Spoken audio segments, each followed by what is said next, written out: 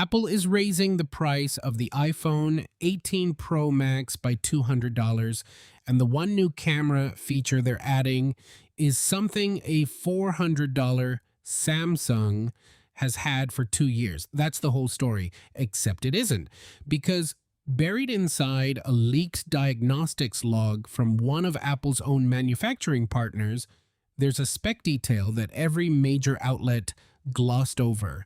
And once I show it to you, the $200 question gets a lot more complicated. We'll get there. A diagnostics log from Tata Electronics, one of Apple's primary iPhone assembly partners, leaked in June as part of a ransomware dump. It's internal, it's specific, and it confirms several iPhone 18 Pro Max camera specs that were previously just rumors. I've been going through the actual technical details, sensor model numbers, calibration blocks, actuator data, and I want to break down what actually matters here because there's a lot of noise around this leak and a few things that are genuinely significant. One of them has nothing to do with the camera at all. The headline feature confirmed by the log is variable aperture on the main camera. The new sensor is a Sony IMX905, and it replaces whatever Apple was using in the iPhone 17 Pro Max.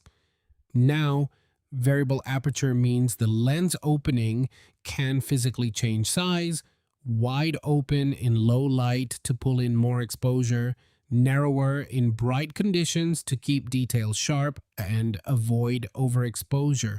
It sounds obvious. It sounds like something cameras have done for decades because they have. Samsung has had this on flagship Galaxies since 2019. Apple is arriving in 2026, which, to be fair, is very Apple. Wait until you can do it right, then act like you invented it. The interesting technical detail in the log is how they're implementing it. The calibration block reads actuator data directly from the sensor's non-volatile memory, meaning the aperture mechanism is tightly integrated with the sensor hardware, not bolted on top. That's either very good engineering or the kind of detail that gets marketing slides. We won't know until September. What the log does confirm is that pixel size is unchanged at 1.22 micrometers. So this isn't a sensor resolution upgrade. It's not a pixel size upgrade. The entire point of the IMX905, at least according to this log, is the variable aperture, one feature for $200 more. Here's where it gets interesting. The telephoto camera, same as iPhone 17 Pro Max, Sony IMX973. The ultrawide, Sony IMX972. Same LiDAR receiver, selfie camera, all carrying over from last year's model confirmed by the log.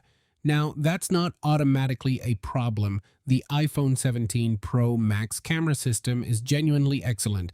You don't need to replace things just to replace them, but it does mean the entire hardware upgrade story for this phone is one sensor with one new feature. The telephoto is still doing its gimbal-style OIS 3-axis spherical actuator, which is smooth, and the 0.7 micron native pixels still been up to 1.4 for night shots.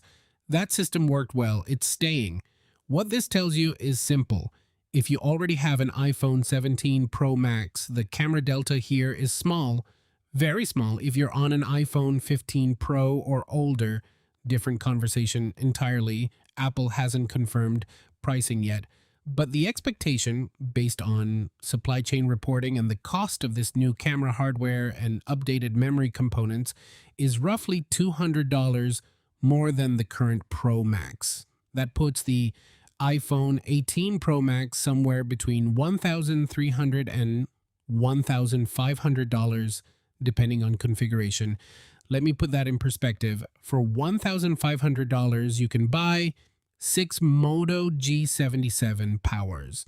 And those 6 Moto G77 powers would collectively have 42,000 milliamp hours of battery. I'm not saying that's a real comparison. I'm saying it's the kind of math that makes you sit with your choices for a second. This is the part I actually wanted to make this video about. In 2020, the Galaxy S20 Ultra launched with a 5,000 milliamp hour battery, and it was the biggest in its class. The iPhones were under 4,000 milliamp hours. Most Android flagships were between 4,000 and 4,500. The Galaxy S20 Ultra was the exception. Fast forward to 2026, the Galaxy S26 Ultra, 6 years of engineering later, still ships with 5,000 milliamp hours.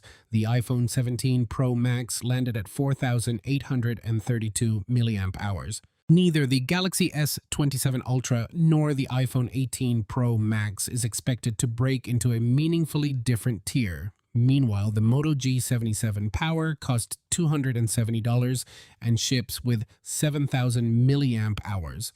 OnePlus, Xiaomi, Vivo brands pushing 8,000 to 10,000 milliamp hours are running laps around the flagships in raw capacity. Now, efficiency matters. A 5,000 milliamp hour cell in a 2026 chipset lasts longer than a 5,000 milliamp hour cell in a 2020 chipset. That's real. But we're also past the point where efficiency alone closes a 2,000 milliamp hour gap.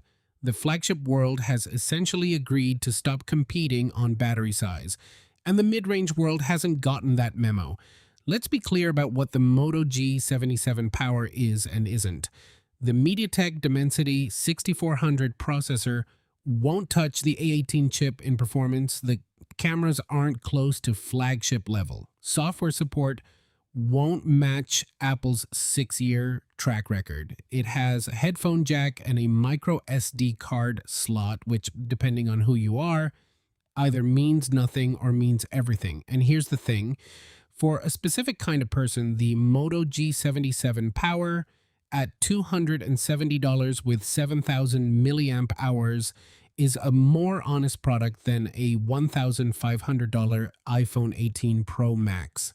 That person doesn't need 8K video, doesn't need AI photo editing, doesn't need to be on the cutting edge of computational photography. They want a phone that gets through 2 full days without hunting for a plug.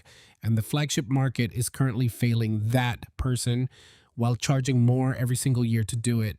There's also a competitive angle here that nobody's talking about. OnePlus, one of the most aggressive brands pushing battery size in flagships, just pulled out of the US and EU markets. Less competition in those regions, which historically means less pressure on Samsung and Apple to push harder. The 7,000 milliamp hour flagship might be further away than it looked 6 months ago. So, iPhone 18 Pro Max, variable aperture main camera, everything else from the 17 Pro Max, a price hike that lands somewhere around $200 more, and a battery that, by every available signal, will be in the same ballpark as its predecessor. Here's my honest read. If you're on an iPhone 17 Pro Max right now, there is no urgent reason to upgrade based on what this leak tells us. One camera feature, however well engineered, at a higher price is not a compelling delta. If you're on a 15 Pro or older, the full system gap is big enough that the upgrade still makes sense, and the variable aperture is a real addition on top of that. If you're a heavy camera user who shoots professionally, September will tell us whether Apple's implementation of variable aperture is actually better than Samsung's 4-year-old version. That review exists in a few months. Wait for it. And if you're genuinely just someone who wants a reliable phone with serious battery life and you don't need the flagship ecosystem, the Moto G77 Power at $270 is not a joke recommendation. It's a different product for a different need. And right now, the flagship market is making that conversation more relevant than it's been in a long time. One question I keep coming back to, and I'm genuinely curious what you think. At what point does the price to upgrade ratio tip into territory where the mid-range actually wins? Because I think we might be closer to that line than Apple wants us to realize.